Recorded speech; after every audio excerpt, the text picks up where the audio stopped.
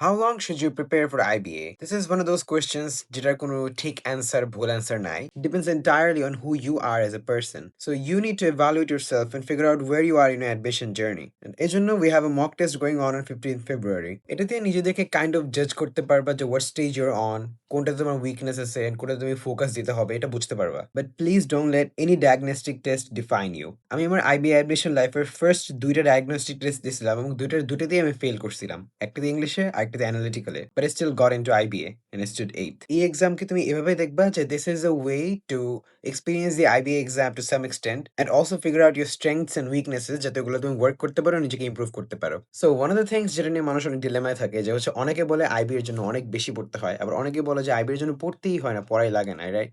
So অনেকে হচ্ছে দেখা যায় 4 দিন পরে IBA তে হয়ে গেছে, আবার এরকম অনেকে আছে যারা হচ্ছে 2 বছর পরে তারপর চান্স পেয়েছে. So we have both types of people. So what's the answer? IBA এর জন্য কি অনেক বেশি পড়তে হয় নাকি কম পড়তে হয়? পার্সোনালি আমি অত একটা পড়ি নাই.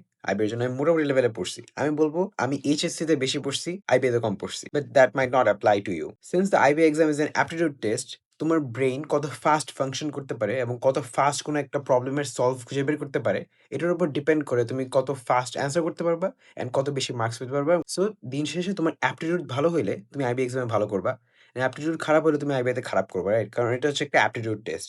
It's not a knowledge test যে তুমি কোনো কিছু একটা পড়ে গেছো, কোনো কিছু একটা মুখস্থ করে মাথায় রেখে গেছো অ্যান্ড দেন হচ্ছে পরীক্ষার খাতায় গিয়ে জাস্ট উগলাই দিছো, এটা না. সো আমরা যখন IBA এর জন্য প্রিপারেশন নিই, আমরা যখন এতগুলো প্র্যাকটিস শিট সলভ করি, এতগুলো কোয়েশ্চেন সলভ করি, এতগুলো কিউ ব্যাংক এত কিছু সলভ করি, আমরা কিন্তু নলেজ নেওয়ার জন্য সলভ করতেছি না, রাইট? আমরা যখন ফিজিক্স, কেমিস্ট্রি এরকম কিছু পড়ি HSC তে, আমরা হচ্ছে ইউজুয়ালি পড়ি, পড়ে জিনিসটা মাথায় ঢুকাই যে ওকে সো লেটস সে জি এর মান এত বা হচ্ছে হোয়াটএভার, রাইট? সো আমরা ওগুলো নিয়ে নলেজ মাথায় রাখার জন্য। বাট IBA তে যখন আমরা প্র্যাকটিস করি, যেমন ম্যাথগুলো প্র্যাকটিস করি বা হচ্ছে ইংলিশের অ্যানালজি প্র্যাকটিস করি, রাইট? বা অ্যানালিটিক্যাল যখন পাজল প্র্যাকটিস করি, আমরা এটা করি যাতে হচ্ছে আমাদের ব্রেইনে ওই জিনিসটা করার অভ্যাস তৈরি হয়, প্র্যাকটিস তৈরি হয়। আমরা ভুল করি এবং ভুল থেকে যখন শিখি, তখন ধীরে, ধীরে আমাদের ব্রেইন অটোমেটিক্যালি নিজেদেরকে ট্রেন করে।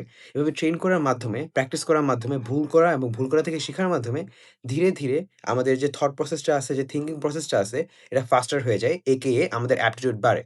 ওকে? সো অনেকে মনে করে হচ্ছে অ্যাপটিটিউড হচ্ছে একটা by born thing and yes it is, but it is not fixed. তুমি অ্যাপটিটিউড ইমপ্রুভ করতে পারবা, তুমি অ্যাপটিটিউড ইনক্রিজ করতে পারবা.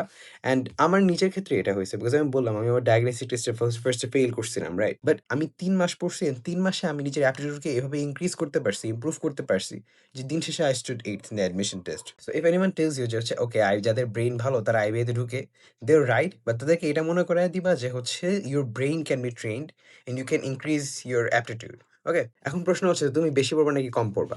এগেইন আমি একবার বলছি it depends totally on you. But তোমাকে একটা জিনিস বুঝতে হবে, সেটা হচ্ছে you never lose by studying more. তুমি যদি বেশি পড়ো, তুমি যদি এক্সট্রা পড়ো, তুমি কিছু হারাচ্ছ না। whereas তুমি যদি কম পড়ো, you might not get into IBA. Let's take a scenario ধরলাম যে you're someone who has such a good aptitude যে হচ্ছে আজকে এক্সাম দিলে আজকেই IBA তে চান্স পেয়ে যাবে। সো তুমি যদি এখন পড়ো as a person, as that person, তুমি যদি এখন পড়ো, তুমি তোমার র‍্যাংক বাড়াইতে পারবা। তুমি তোমার ব্রেইনকে আরো ইমপ্রুভ করতে পারবা। এই যে তুমি প্র্যাকটিস করেছো না, এই যে ব্রেইনকে ইমপ্রুভ করতেছো, এটা যে তুমি ফিউচারে GMAT দাও বা হচ্ছে SAT দাও বা মেবি ব্যাংক এক্সামস দাও, ওখানেও কাজে দিবে, রাইট? সো তুমি যদি বেশি পড়ো, তোমার কোনো লস নাই। So the safe option always is to study more, not to study less. নিজেকে এনালাইজ করো, কিভাবে আগাইতে হবে এটা নিজে প্ল্যান করো। যদি পার্সোনাল গাইডেন্স লাগে, যেকোনো একটা ভাইয়াকে রিচ আউট করো। আমাদের কোর্স রেজিস্ট্রেশন চলতেছে, you can join our course. আমরা আমাদের কোর্সে পার্সোনাল গাইডেন্স দেই, like one on one guidance 24/7। তোমার যখনই কোনো প্রবলেম হবে or anything, any problem you face, কোনো কিছু নিয়ে আটকে গেছো বা হচ্ছে ধরো ডিপ্রেশনে পড়ে গেছো অ্যাডমিশন সিজনে, which is very normal. We're here to help you out 24/7 always. So that's all for today. I just want to say, know thyself, follow Tribhuj for more elite IBA knowledge. Goodbye.